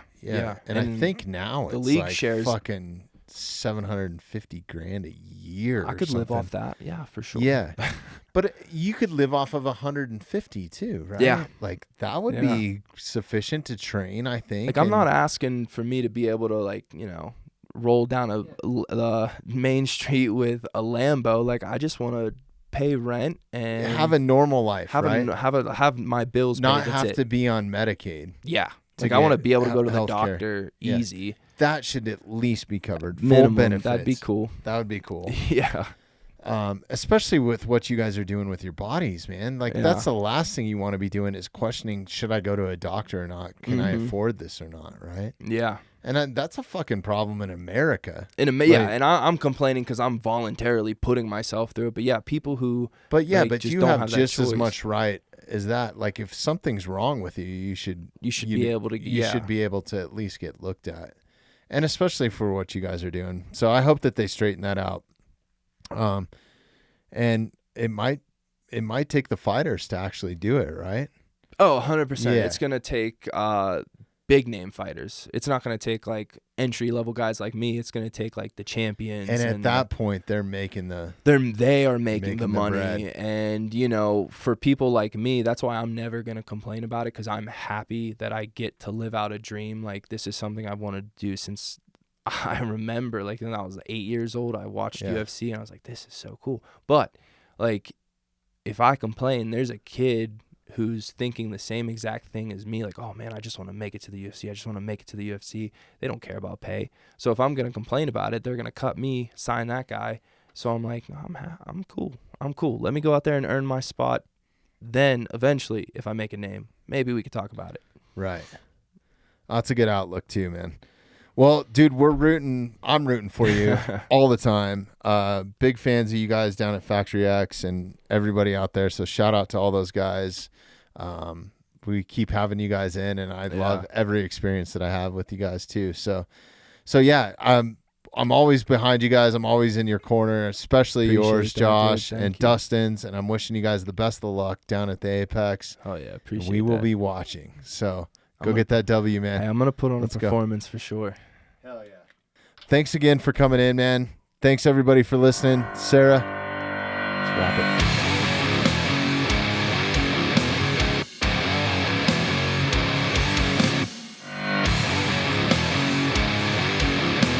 Thanks for listening to the Mountainside Podcast. If you haven't had a chance to do this already, please take a moment, follow, like, subscribe, or rate on whatever platform you catch the Mountainside Podcast at. Also, if you'd like some more information on upcoming episodes, safety tips, access to all of our affiliates, and all the badass discounts that we get here at the Mountainside Podcast, check out themountainsidepodcast.com.